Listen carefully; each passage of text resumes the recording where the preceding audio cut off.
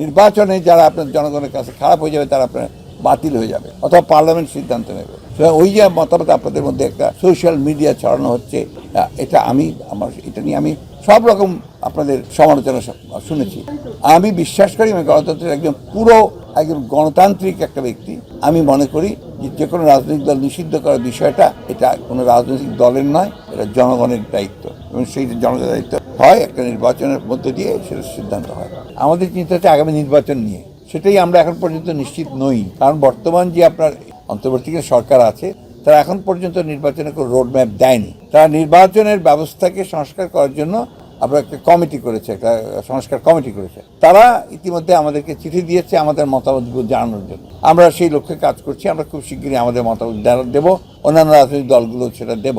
আমরা এই কথার উপরে সবচেয়ে জোর দিচ্ছি। বাংলাদেশের বর্তমান প্রেক্ষিতে সবচেয়ে জরুরি যে জিনিসটা প্রয়োজন, সেই জিনিসটা হচ্ছে যে একটি একদম অবাধ, নিরপেক্ষ, সকলের কাছে গ্রহণযোগ্য একটি নিরপেক্ষ নির্বাচন। এবং সেই নিরপেক্ষ নির্বাচনের পূর্বে নির্বাচন ব্যবস্থাকে সেই নির্বাচনের জন্য উপযোগী করে তোলার জন্য, লেভেল প্লেইং ফিল্ড তৈরি করার জন্য তার জন্য উপযোগী করে তোলা, সেই বিষয়গুলো আমরা বলেছি। সেই সংস্কারগুলো দ্রুত করা প্রয়োজন। দেশের রাজনৈতিক সংকট মোকাবেলা, অর্থনৈতিক সংকট মোকাবেলা, সবকিছুর জন্য এখন একটা নির্বাচিত সরকার, নির্বাচিত পার্লামেন্ট অত্যন্ত জরুরি। সেই কথাটাই আমরা বারবার করে বলছি। আমাদের খুব পরিষ্কার কথা আছে, সমস্ত দেশে নির্দেশ দেওয়া আছে যে আমরা কখনোই কোনো নিয়ন্ত্রণের মধ্যে বা কোনো প্রশাসনেরকে আপনার চাপ প্রয়োগ করার সিস্টেম আমরা কোনো করবে না, আমাদের নেতাকর্মীরা কেউ। এটা খুব পরিষ্কার ভাবে বলা। সুতরাং এই ধরনের কথা যদি আপনাদের কেউ বলে থাকে, bring it to the notice of our party leader. আমাদের দল যদি কেউ বলে থাকে, প্লিজ। আমি আগেই প্রশ্নের কিছুটা উত্তর আপনাদেরকে দিয়েছি। দ্বিতীয় উত্তর হচ্ছে যে আমার খুব পরিষ্কার, আমি ফেসবুক দেখি না। আমি আপনাদের সোশ্যাল মিডিয়াতে বলতে পারেন আমি ইলিটারেট লোক। কারণ আমার কাছে মনে হয়েছে যে দিস ইজ এ মিডিয়া, এখানে খুব ভালো কাজও সম্ভব, আবার যেখানে ভয়ঙ্কর কাজও সম্ভব। এবং এখন যে প্রবণতা শুরু হয়েছে বাংলাদেশের এই যে অর্জন, সে অর্জনকে ধ্বংস করে দেওয়ার জন্য সুনির্দিষ্টভাবে কিছু ব্যক্তি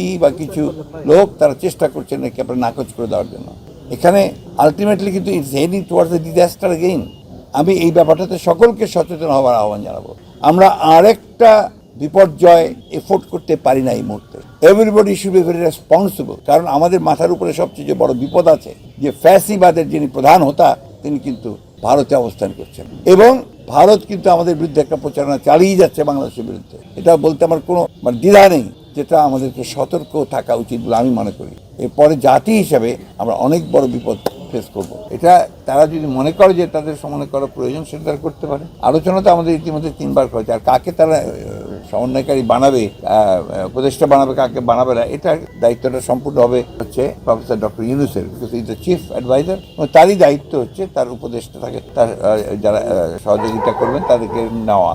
এখানে আপনার আমাদের বাইরের দলগুলো কিছু বলেন।